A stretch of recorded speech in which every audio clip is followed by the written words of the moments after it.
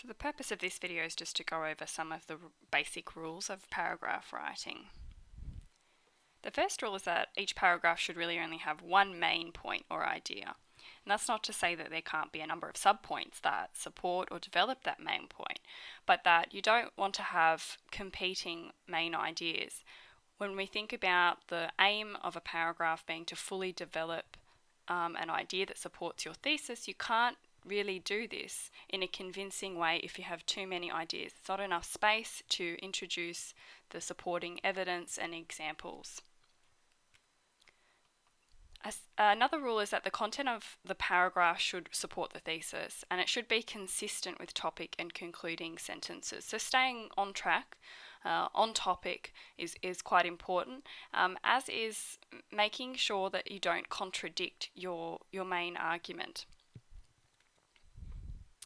The third rule is that there should be a logical flow of ideas within the paragraph, and this is to say that each sentence, it makes sense flowing on from the previous one and on to the next one. The order in which you're presenting the ideas makes sense, and to do that we use what we call transition signals, which help show the relationship between ideas, these words and phrases that help us do that. In the next video I'll explore a little bit more, I'll go into more depth about transition signals and give you some examples, but for now all you need to know is that they are quite fundamental to this rule. They're a good tool. Another rule is that there should be no unnecessary repetition within or between paragraphs. And so the main thing I would suggest you to ask yourself when you're writing is this necessary? Do I have to have this point here? If I'm repeating myself, why am I repeating myself on this point? And to allow enough time also with editing to realise this and to make changes.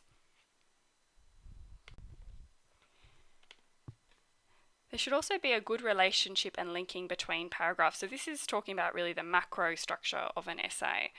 Thinking about the order in which you've presented your main points. And the essay plan hopefully got you starting thinking about this, why you're going to present those main points in that order. Why do you go from A to B to C, and not the reverse, for example. So when you're going back over your essay, something would be to revise that essay plan and to continue to think about this relationship and how they link. Another rule is to begin and end a paragraph using your own words. And what do we mean by this? We mean writing a statement that's not a paraphrase or a quote, direct quote from another author or authors, but in your own words entirely. And this is quite important because it means that, well, one, it's your own work, but it also means that you're getting closer to this next point, which is to strike a good balance between your own voice and the voices of others. And if you start off and you end a paragraph in your own words, you're on the path to doing that. But in saying that, you can't just have everything in between, quotes and paraphrases from someone else. You have to do the work yourself of showing the relationship between these examples, the evidence, and interpreting that, presenting your own arguments based on these examples and evidence.